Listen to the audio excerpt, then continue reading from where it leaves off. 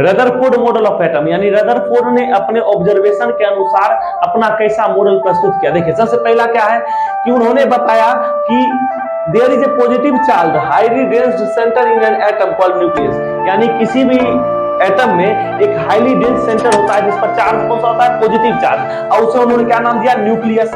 और उन्होंने बताया कि एटम का जो मेन मास है यानी पूरा मास, वो पूरा मास किस पर डिपेंड करता है, न्यूक्लियस पर, यानी सब न्यूक्लियस के अंदर ही है। यानी किसी एटम का अगर वेट निकालना है तो उसके न्यूक्लियस के वेट पर ही एटम का वेट मिल जाएगा। दूसरा उन्होंने क्या बताया कि इलेक्ट्रॉन जो है, थॉमसन साहब ने कह दिया कि कैसे भी इलेक्ट्रॉन रहता है, लेकिन नहीं, उन्होंने बताया कि बीच में न्यूक्लियस है और न्यूक्लियस के चारों बगल इलेक्ट्रॉन क्या करता है, रिवॉल्व करते रहता है।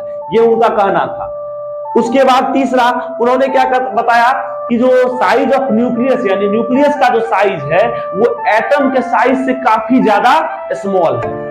तीसरा पॉइंट उनका क्या था कि न्यूक्लियस का जो साइज है वो पूरे एटम के साइज से बहुत ज्यादा छोटा है। यही उनका क्या था, मॉडल ऑफ एटम था। अब इसमें ड्रॉबैक्स क्या हुए इनके मॉडल ऑफ एटम के,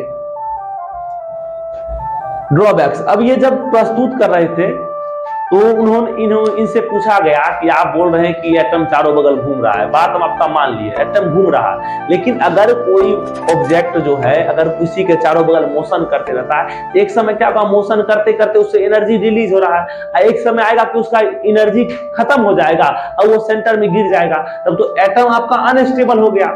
तो स्टेबिलिटी को रदरफोर्ड नहीं बता पाए। स्टेबिलिटी यानी एटम कैसे स्टेबल रहता है, इस स्टेबिलिटी को ये नहीं बता पाए, और यही इनका क्या था, ड्रॉबैक्स था। आगे चल के इस स्टेबिलिटी के बारे में हमें किसने बताया था, नील बोर। नील बोर ने एटम की स्टेबिलिटी के बारे में हमें बताया और अपना मॉडल ऑफ एटम दिया गया, जिसे हम लोग कहते हैं बोर्स मॉडल ऑफ एटम।